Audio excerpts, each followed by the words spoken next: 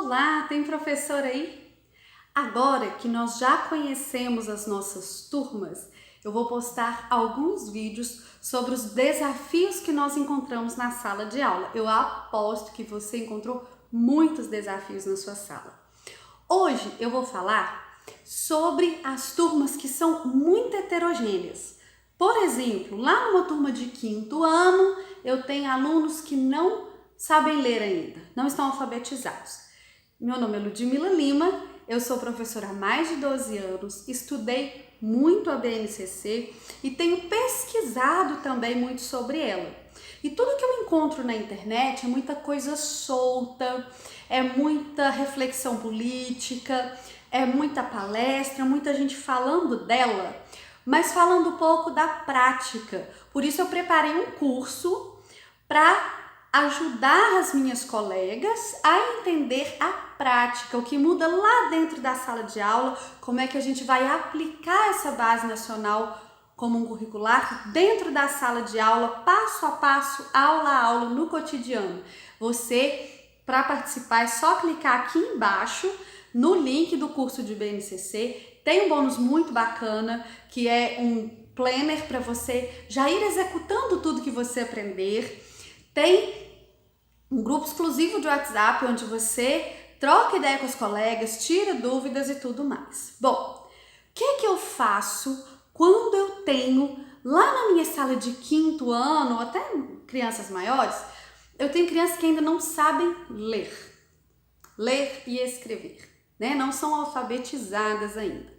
Primeira coisa que a gente tem que fazer é um diagnóstico separado, porque quando a gente fez o diagnóstico, por exemplo, do 5º ano, eu peguei a matéria do 4º e vi se a turma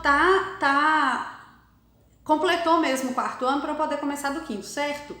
Se eu vi que tem ali, por exemplo, 3 alunos que ainda não sabem ler e escrever, eu vou ter que fazer outro diagnóstico especial para os 3, para ver em qual nível da escrita eles estão. Às vezes sabe escrever sim, mas escreve muito errado. Às vezes ainda não sabe, então a gente vai ver em qual hipótese ele está, né? Qual daquelas hipóteses da psicogênese da língua escrita ele está. Bom, feito isso, nós vamos elaborar atividades para alfabetizar esses meninos. Ah, mas eu vou fazer milagre? Ah, mas o que não fizeram em 4 anos eu vou fazer em 1 ano? Não, mas eu vou fazer a minha parte, eu vou tentar, certo? E muitas vezes a gente consegue sim. O que acontece? Qual que é a especificidade? O que vai ser diferente? É que lá no 1º ano, quando eu vou alfabetizar, eu pego parlendas, eu pego quadrinhas, cantigas que rimam. Lá no 5º ano, eu vou usar outro tipo de texto. Por quê? Porque aquele aluno também tem que acompanhar os conteúdos, as habilidades do ano que ele está. Então, em vez de fazer aquela atividade de alfabetização relacionada a uma parlenda, eu vou fazer relacionada a um trecho do texto que eu estou trabalhando com a turma toda. Quando eu estou trabalhando geografia, história e ciências, é interessante que eu sempre leia em voz alta os textos com a turma.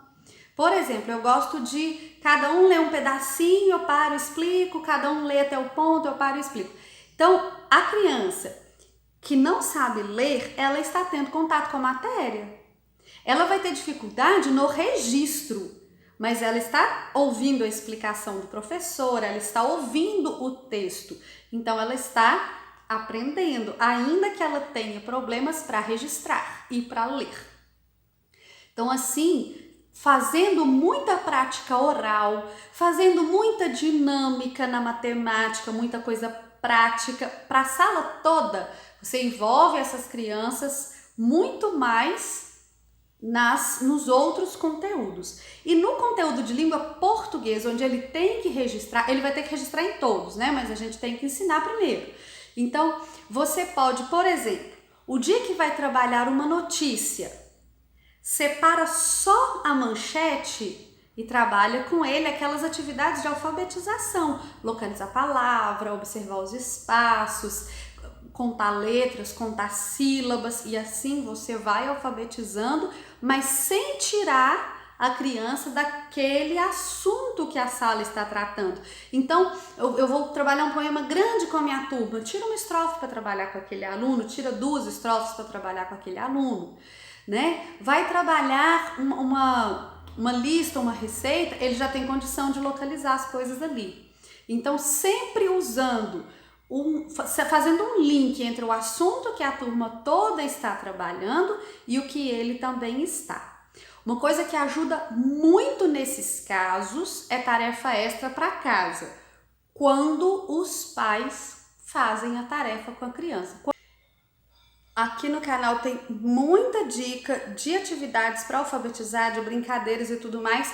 O que você vai ter que fazer no caso da criança que tem que ser alfabetizada noutra turma é adaptar para o assunto, é adaptar para o texto. Então você pode tirar, por exemplo, um trecho, você não tem que procurar outro. Você pode tirar um trecho daquele texto mais complexo.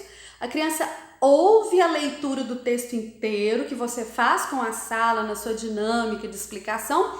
E na hora de fazer atividade com o registro, ela faz do trecho que você separou para ela, tá certo? Uma coisa que facilita muito esse trabalho é agrupar as crianças com dificuldade dentro da sala, deixá-las mais perto da gente, né? Ou em grupos, em duplas, mas não uma dupla que um colega mais adiantado vai ensinar para ela, não é bem isso não, tá?